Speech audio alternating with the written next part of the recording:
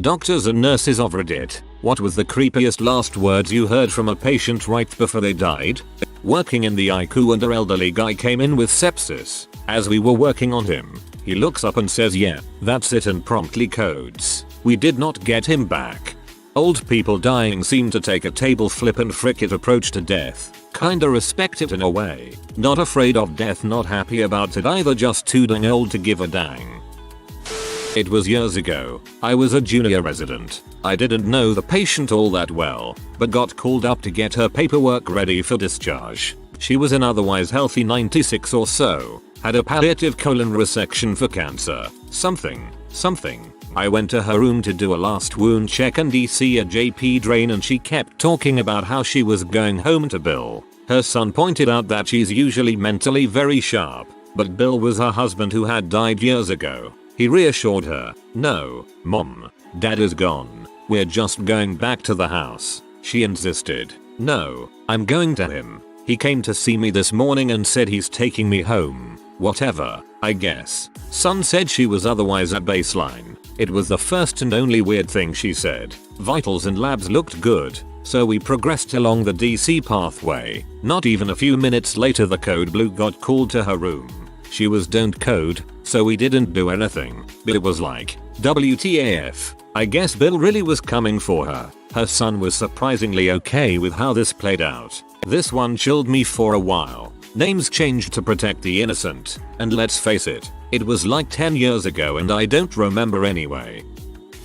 Surgeon here. Not sure if this is creepy, but a man on his deathbed kept repeating the body is in the woods next to the oak tree over and over until he passed. The police were notified and they did search some woods behind the man's house but never found anything. My grandfather had always known when he was going to die. He always said that he was dying on the 26th of May at 12 in the afternoon. Towards the end he kept telling us that his time was coming, that he was nearing the end of his life. The morning of the 26th of May he calls my dad at about 8 AM. They have about an hour-long conversation. No one knows details. My dad doesn't want to tell what they talked about. My dad says at 9 AM. My grandfather said this: "I'm not feeling all that great. I'm going to go get a snack and take a nap, so I'll see you on the other side." An hour later we get a call from my grandfather's girlfriend. He died at 10 o'clock in his sleep after eating half a can of Pringles. About 5 years later my dad starts saying the same kind of stuff. He'd had really bad problems during this time, so he's not in the best health. He's always going on about how he's dying on the 10th of October. He goes on and on about it. That morning, the 10th of October, he says that he doesn't feel that good and that he doesn't want to do anything. Not typical for my dad. Well, he goes on through the day anyway. Later that day he has to go to a dinner party for work. Him and my mom are leaving and he says to me, "Well, I'll see you on the other side. I love you." That night him and my mom get back and he goes straight to bed. Doesn't say anything to me or anyone. The rest is what my mom said happened that night. He was sitting in the edge of the bed in his pajamas mumbling to himself. I asked him what was wrong and all I can understand is that he has to use the bathroom. He got up, walked to the toilet, sat down, and fell over dead. All I saw was blood everywhere and the only thing I could think was to call Thomas, my brother. A couple of minutes later my brother shows up and drags my dad through the house and out to the truck. There's blood everywhere and my dad was dead. My brother drives home to the nearest hospital and is slapping my dad back to life. Throughout the 15-minute drive my dad dies 3 more times and my brother slaps him awake again. He was in ICU for 2 weeks. When he was healthy enough to be transferred he was moved to a bigger hospital where they put a stent in his liver that saved his life. He's completely fine now, but if we had waited for an ambulance or if my brother hadn't been there my dad would have died that night. Just like he said he would have. TLDR. My dad and grandfather were psychics. Not a medical professional, but my dad was dying at home and had been pretty out of it for a few days. The few times he was conscious, he would talk about all the people in his room and that they were climbing the walls, staring at him from under the bed. Generally crazy crap. The last thing he said before the end was to my sister, "Are you going to bury me today?" Totally fricked all of us up. He died the next day. I used to shadow a PT and often we would have to go to ICU for some patients. There was a male patient who was there pretty frequently. Last words that I heard were "Hey Angel" while he was looking in the general direction of the female PT, but not directly at her. Never once heard him call her Angel before. He ended up coding later that night. Not final words but action. I was a first year med student at the time, and as part of our clinical rotations they farmed us out to learn how to do history physicals on whomever would agree to give up an hour of time to chat with somebody who clearly didn't know their ass from their elbow and wouldn't be able to help them with anything. So largely it was the chronics awaiting placement who agreed. I was interviewing an octogenarian status post-dynamic hip screw who was awaiting transfer to rehab. We were plodding through the checklist that comprised my review of systems at the time, when he stopped mid-sentence and looked over my shoulder towards the door as though somebody had entered the room. I cast a quick glance to see who it was, but there was nobody there. I looked back and his gaze was fixed and his mouth was quivering slightly. And then he died. Boom. 1 second talking and the next dead. Massive pay, saddle embolus. I don't think I've ever seen somebody die so suddenly since. And I reflect on that look. The specter of death had been right there, hovering over my left shoulder. I still think about the look in his eyes. He saw it, and he knew. As a compensation, the last words my great-grandmother said to me were, "Don't let the house go to crap." That's not creepy, but it is vaguely funny and I feel like it would lighten the mood because frick I'm fricked after reading all of this. Death is scary, folks. I had this patient who had a stroke. After that he recovered fine but did get pneumonia like 4 weeks into his recovery. The last words he said to me was at like 4 in the morning. "You took his girl and you will burn in heck for it." I actually took a girlfriend from a friend of mine. Somehow he knew. Didn't you read the rules of the bro code? Not a doctor or a nurse, but when I visit a friend at a hospital once, this 70-year-old guy asked an attending nurse if she'd ride his popsicle one last time in case he doesn't make it. Pretty sure he was there for a broken leg. Oh god, can't you see them? Leave me alone. Get them out of my room. They're coming for me. Dear god, why aren't you doing anything? Help me. Oh god, etc etc. My great-grandmother's final words on her deathbed, just moments before she passed. I wasn't there, but I could hear her in the background as I was on the phone with my grandma, who was with her. Nobody was in the room except for my grandma. We still don't know what she was talking about. I'm not a nurse or doctor, but this thread reminded me of what happened with my grandparents. While my grandpa was visiting my grandma in the hospital after she suffered a stroke, he himself had a massive heart attack. He miraculously survived and they put both of them in a shared hospital room. My grandpa was very weak and eventually passed away. Minutes before his death, however, my grandma proclaimed, "I'm dying," as if she could feel him slipping away. She lived another month before joining him. I'm not a nurse doctor, but this thread reminded me of when my great-grandmother died a few years ago. We got the news she was unresponsive and put into hospice. We drove 12 hours to see her. As we're walking in they stop us and tell us she just passed within the last few minutes. So my parents and brother and aunt were gathering themselves, but I just rushed in because somehow I knew she wasn't gone. I sat down beside her and took her hand. She took 2 long breaths and she was still. She seemed to have waited for me to come in. Still not the creepiest part, though. After they had moved her into the goodbye room and we said our goodbyes, we all moved to the den where there was a piano and radio. We were all talking and not even 5 minutes standing around, the radio comes on and plays an older song my aunt said she loved. The guy was gobbling down his breakfast and was refusing to have his blood glucose checked, and we knew that he would need insulin because of his history. I expressed my concern and he told me, "I have faced death many times before. He's nearly blind, missing a few digits. You get the picture." I came back 30 minutes later to check on him. He was unconscious and turning nearly blue. We coded him and recovered him to the ICU, basically brain dead. They pulled the plug on him a week later. Turned out he had choked on a piece of egg from the breakfast he was eating. Maybe not a real creepy story.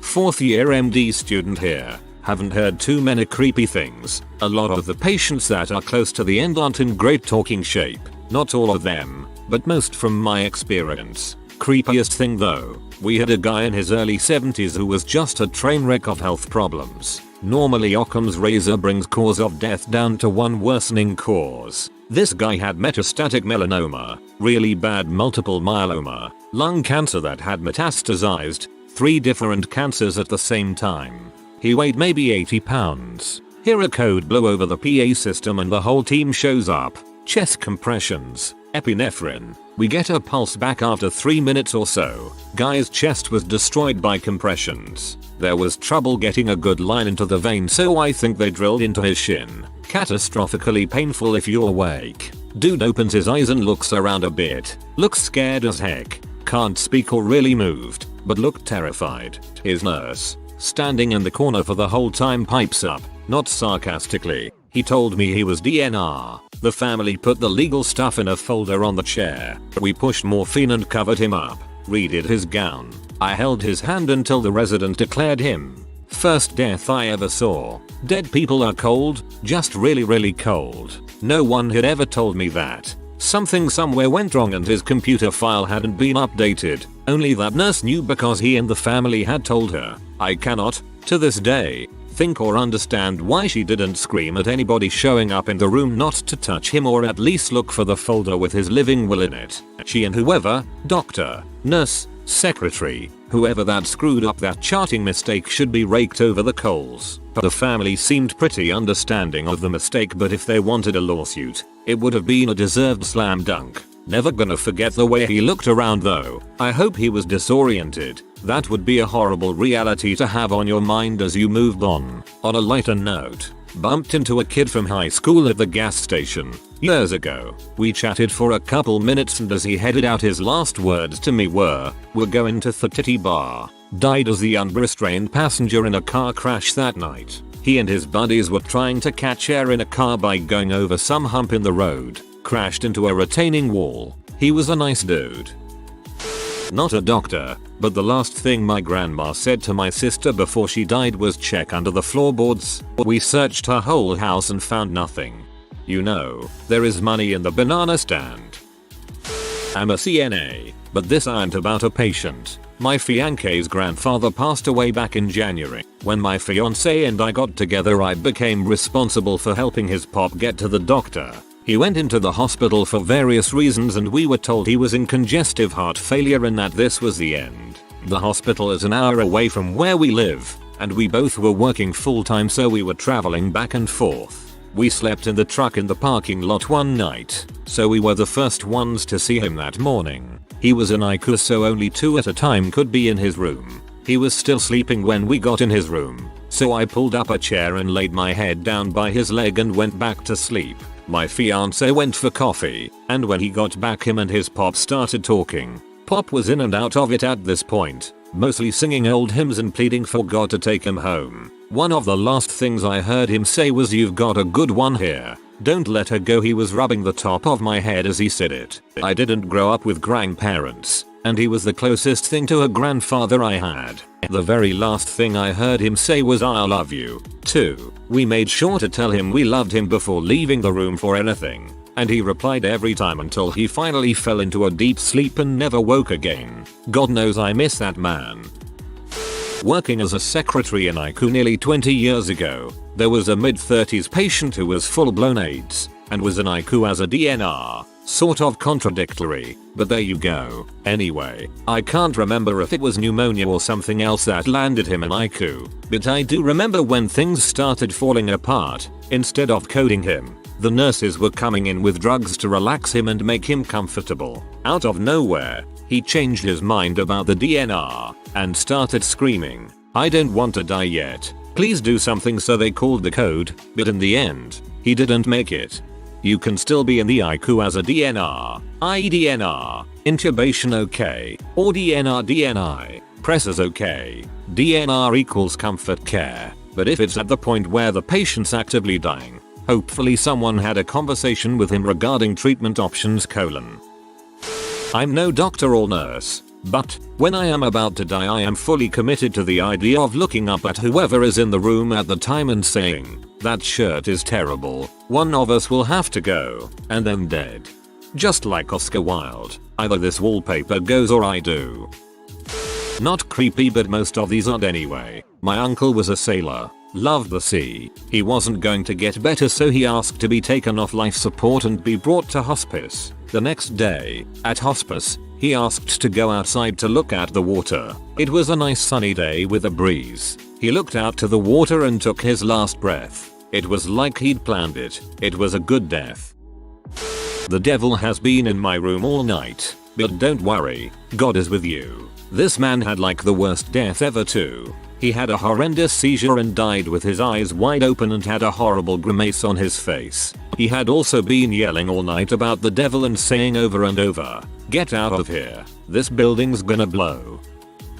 My grandfather was fading fast, but he smiled at me and said, "Dada, I can't hang around. Your grandma needs me to paint the house." He died a few minutes later. My grandma had been dead a few years. Oncology nurse here. This will probably get buried. However, I know myself and my colleagues have had multiple patients tell us I'm going to die today. Sure enough, most of them that say that actually end up passing coding that day. It freaks me out when patients say that. They just know something isn't right.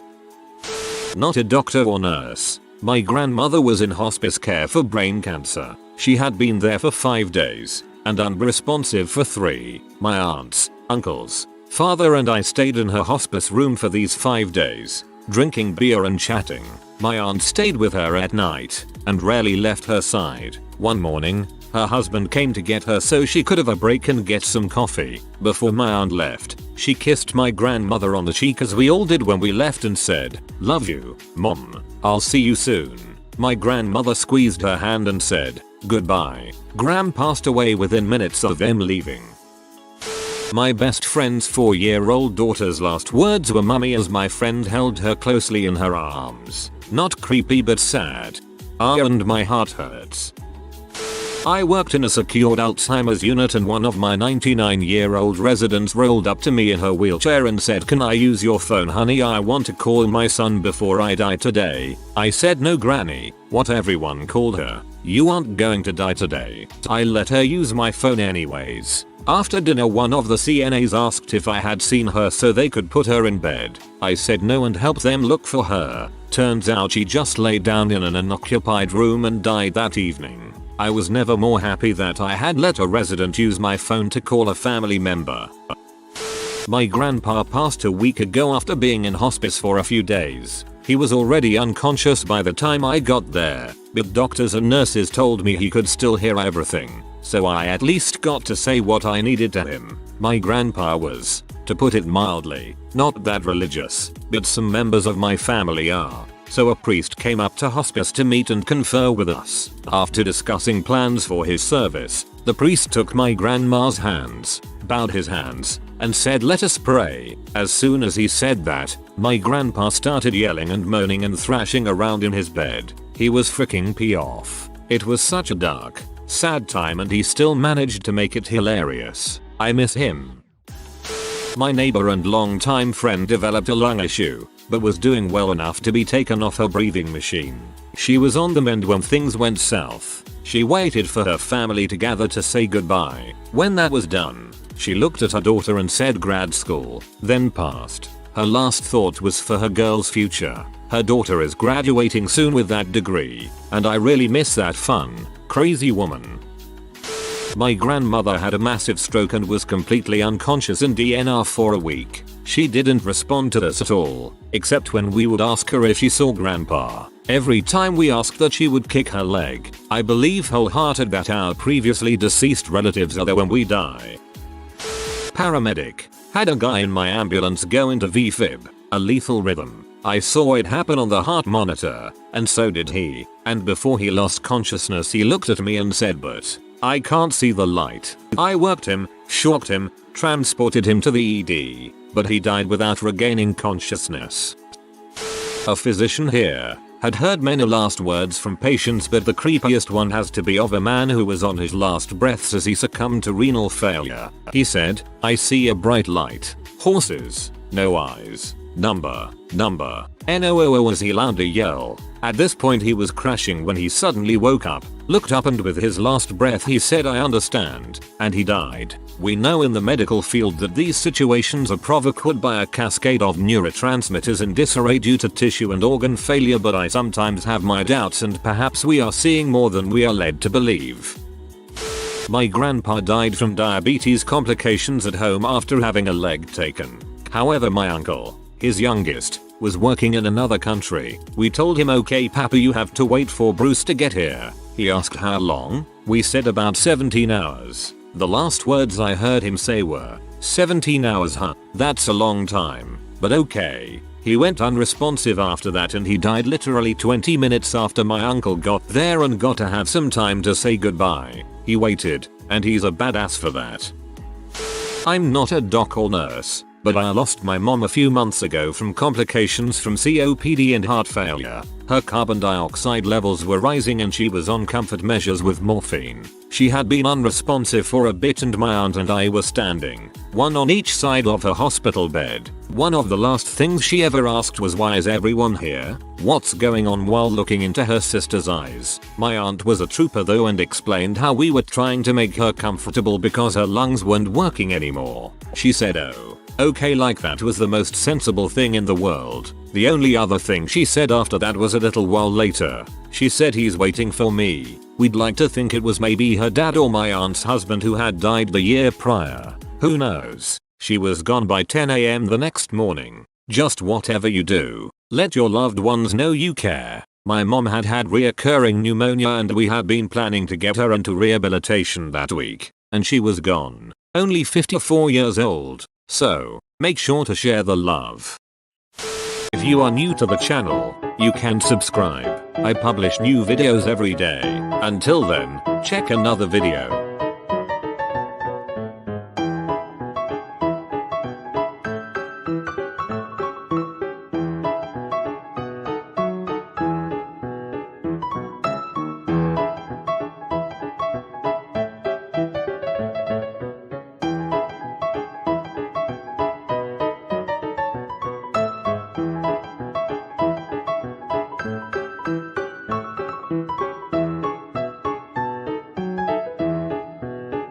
Bye for now.